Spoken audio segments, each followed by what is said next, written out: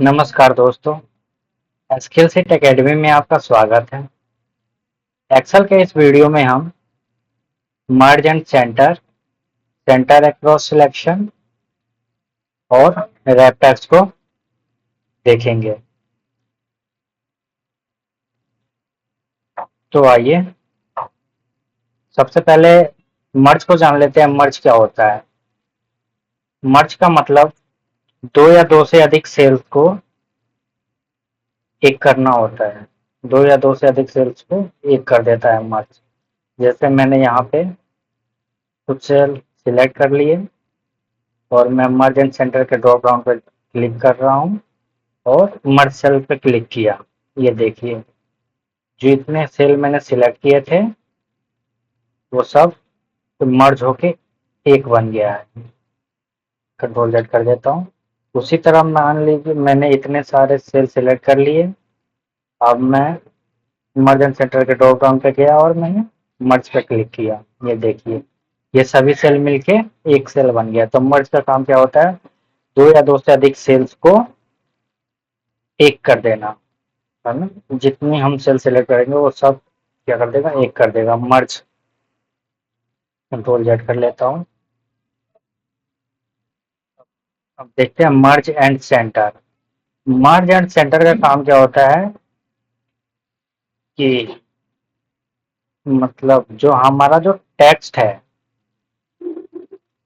हमने अगर टेक्स्ट लिखा हुआ है और हम सिलेक्टेड सेल के बीच में अगर लाना चाहते हैं तो हम क्या करेंगे? उसके लिए मर्ज एंड सेंटर का यूज करेंगे।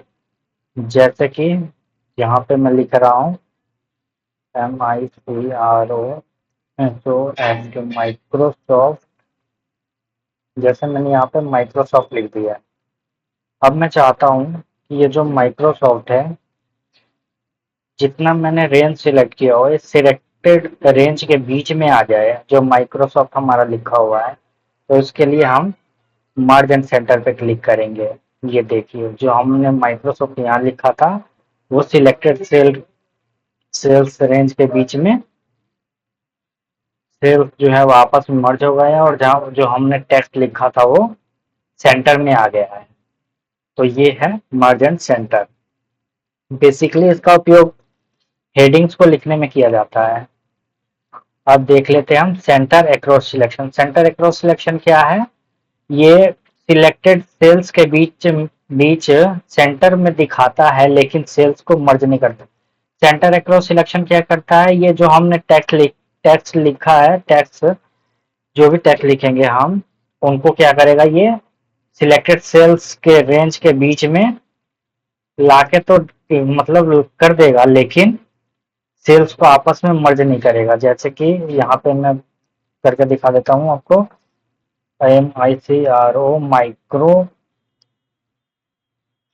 मैंने लिखा जैसे पहले लिखा था और यहाँ से यहाँ तक मैंने रेंज सिलेक्ट कर लिया। अब मर्ज एंड सेंटर के ड्रॉप डाउन पे गया और मर्ज, और यहाँ पे कंट्रोल 1 कर लेता हूँ शॉर्टकट की।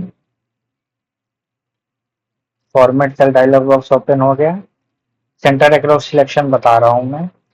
और अलाइनमेंट टैब पे जाइए इसके लिए।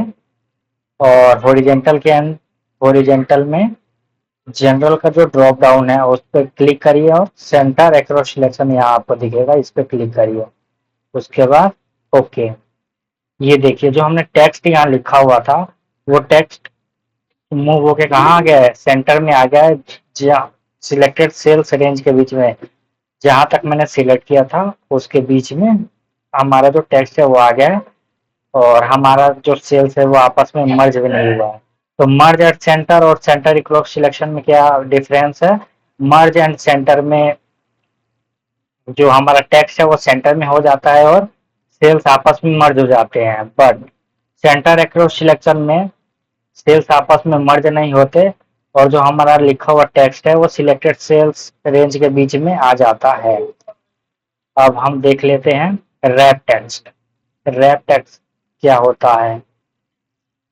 रैप टेक्स्ट, जैसे कि रैप टेक्स्ट एक ही सेल के अंदर लंबे टेक्स्ट को मल्टीपल लाइंस में दिखाता है जिससे पूरा टेक्स्ट बाहर नहीं जाता है।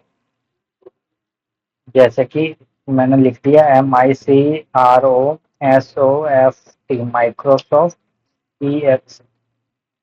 एक्सेल। जैसे मैंने माइक्रोसॉफ्ट एक्सेल लिखा, ये देखिए इसमें माइक्रोसॉफ्ट एक्सेल में जो हमारा एक्सेल लिखा हुआ है वो सेल से बाहर जा रहा है। तो रैप टेक्स्ट का काम क्या है, वो एक ही सेल में इसको कर देगा, सेल के साइज को थोड़ा बड़ा करेगा और एक ही सेल में इसको दिखाएगा।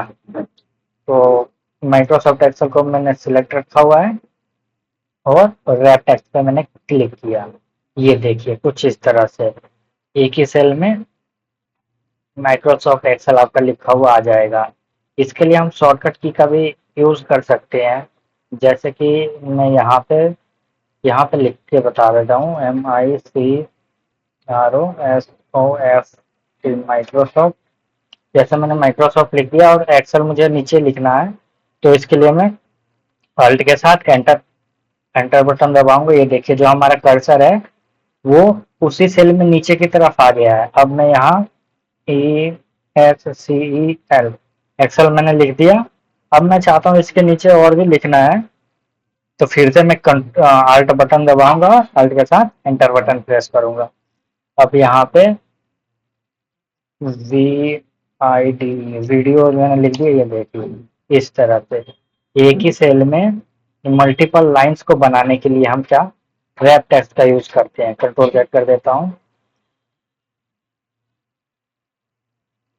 यहाँ पे एक टेबल मैंने बनाया हुआ है, इसमें जो स्टूडेंट मार्क्स डिटेल्स लिखा हुआ है इसको मर्ज मर्ज एंड सेंटर किया हुआ है, और नेम को भी दो सेल्स को मिला के मर्ज करके नेम लिखा गया है।